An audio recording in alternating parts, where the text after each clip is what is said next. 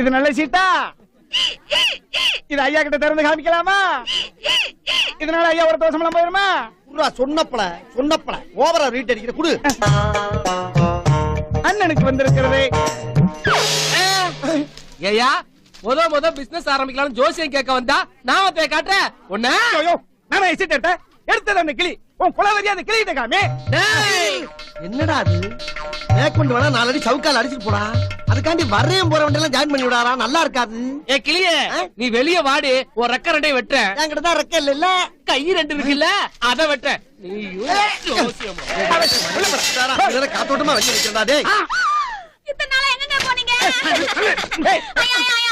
ஏங்க கூண்டுல கிளி மாதிரி இருக்கீங்களே, உங்களை இப்படி யாருங்க அடிச்சு வச்சது? நீங்க 2 பேரும் யாரு? இவன் என் மாப்பிள்ளை ஏகாதேசி. இவனை ஏன் கூண்டுல அரைச்சு வச்ச? முதல்ல கூண்ட திறந்து இவனை ரிலீஸ் பண்ணு. ஓகே, இந்த கிளியை நான் ரிலீஸ் பண்றேன். ஆனா